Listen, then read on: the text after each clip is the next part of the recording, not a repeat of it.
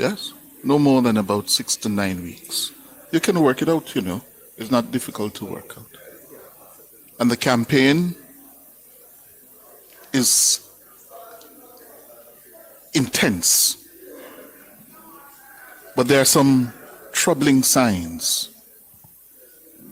troubling signals that we must allow no room to grow or to get to the point where our fears are realized. As a country, a young country, we have paid a heavy price in Jamaica as a result of our violent politics. For those who were not around, but 1980 was the worst year. For a period lasting a year, from about October 1979 to election night, October 30, 1980, we killed Jamaicans in a political war. We killed nearly 1,000 Jamaicans in what was a war between JLP and PNP. Both parties armed their supporters with guns and other weapons of war. I will never forget it because I lived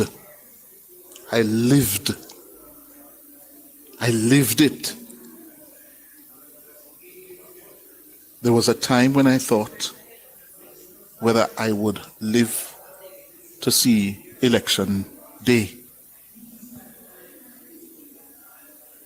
I would have told you this story before. On the night of October 13, 1980, before nomination day, on the 14th of October, I was living at Pembroke Road off Windward Road when we got news that the PNP candidate for East Road St. Andrew, Roy McGann, was shot and killed in Gordon Town. And I think that was a moment where you could feel, you could cut the tension in the country. It's as if we were about to explode. And there were several other incidents. When you got up in the morning and you listened to the 6 o'clock news on Radio Jamaica at the time, yeah, it would go, 7 people were shot and killed last night in political attacks across the corporate area, parts of St. Catherine, and the constituencies where we would be having most of the political violence was Portia Simpson Miller, Southwest St. Andrew, the neighboring constituency of Southern St. Andrew, West Central St. Andrew. That was where the Yappies, Colleen Yap for the Labour Party, Ferdy Yap for the Labour Party, and the PNP, the Russians, Carl Russian Thompson, daily, nightly gun battles in that political war. And we barely made it as a country by the time the elections were over on the night of October 30. Yeah? So when I hear a candidate, Miranda Wellington, shouting in anger from a platform about being prepared for war and threatening to wage war, I don't know if Miranda Wellington was around in 1980. Does she understand what that trigger in people like myself? Yeah? Does she understand what she's saying? Huh? Does she? What war are you prepared for, Miranda Wellington? What war? No, you tell me. What is it that has happened in this country or in this campaign that has so moved you to believe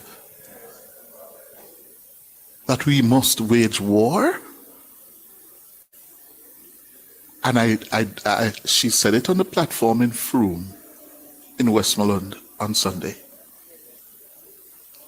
And I have not heard from our party leader, the man who wants to be the Prime Minister of Jamaica in another 6 to 9 weeks, that there's no place for that in his campaign. But some people will tell me, Cliff, you're being naive, because he was the one who said from a political platform earlier this year, or late last year, that it's time the comrades get wicked on the labor rights. Yes. And we must make it clear, we're not going back there. We cannot go back there.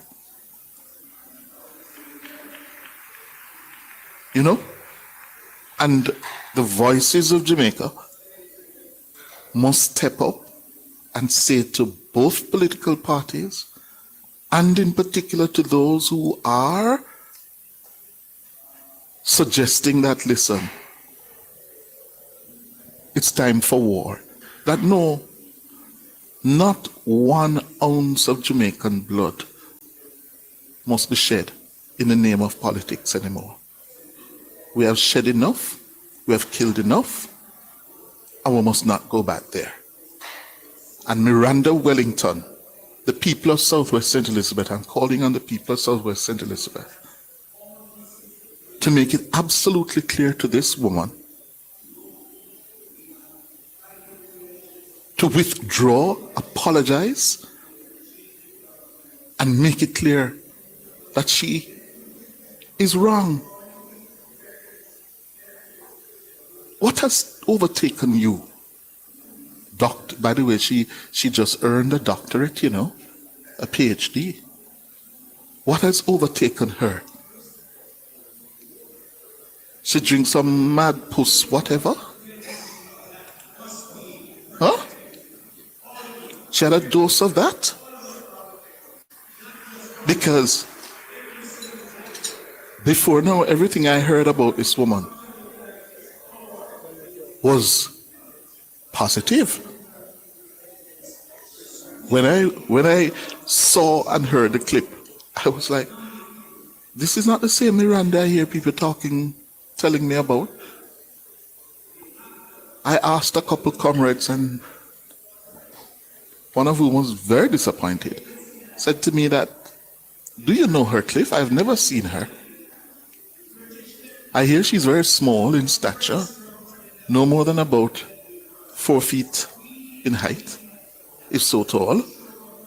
And according to the comrade, she was probably trying to get her forward on the platform, and triggered by the music, because at one point in the speech, the musician played a song about war. But she is aspiring to go to the parliament. You can't do that. You should not do that. Dr. Wellington, and the people of Southwest St. Elizabeth, you know, are some of the most intelligent voters in the country. The voters of Southwest St. Elizabeth, for a long time, they are some of the most intelligent voters in Jamaica. And that is why they tend to vote for the winning party. The people of Southwest St. Elizabeth take public affairs and their politics seriously. They follow current affairs, they follow national issues. And I would love to hear from the people of Southwest St. Elizabeth. Miss Wellington, Dr. Wellington, yeah? You're wrong, ma'am. Very wrong. And it's time you apologize to the people of Jamaica. Whether that will happen, I don't know. I don't know. I see where the Jamaica Labour Party is chairman of its communication task force, has Senator Marlon Morgan, yeah, has condemned the utterances of Miranda Wellington. Yeah, this is the report on that. Farmers are out of work. Nobody can produce. You can't buy fertilizer. You can't buy seed. You can't buy water. So how you gonna farm? If I war, don't want make it stop. If somebody not dead for me. This is not going to be an easy victory, but I want you to know that we're prepared for war. And if a war, a war! March, we are march, march, march, march, we are march, march, march. The words of war from Dr. Miranda Wellington. She also used the platform to criticize her opponent, Floyd Green, describing him as Fenke Fenke. The JLP's Morgan is condemning the remarks, describing them as intemperate and vile. According to Senator Morgan, the PNP caretaker must apologize to the country. Amid a history of political violence, Jamaica has invested heavily over the years in building an electoral system that is now the envy of many around the world, and we have come too far in terms of our political maturity to return to the days of vulgar, vile, and reckless utterances from the political platform. Such utterances can only serve to incite violence and politically motivated hostility. Miranda Wellington's comments regarding war have no place in modern Jamaica and must be called out and condemned by all well-thinking Jamaicans. Enough is enough. Miranda Wellington owes her political opponent Floyd Green and the country as a whole a sincere apology. Senator Morgan also called on opposition leader Mark Golding to rein in his candidates on the campaign trail. We are seeing signs of increasing desperation, recklessness, and vile utterances emanating from the PNP platform over recent weeks. From Dayton Campbell's remarks about going lower when they go low, and Heather Miller Bennett's assertion that those who switch will end up in a ditch, to Donna Scott Motley's false and misleading allegation, Mark Golding is being urged to exhibit some modicum of leadership and regard for decency by directing Miranda Wellington to apologize and by reining in his candidates, especially when they take to the political stump. Dana Davey for Nationwide News. Thank you, Dana. Well, after the break, have you ever heard of the Jamaica Progressive Party, the JPP? It's one of those third parties trying to break through. Yeah? And what did they come with this week? They came with an ambitious $2 trillion plan to transform Jamaica in 50 years. After the break.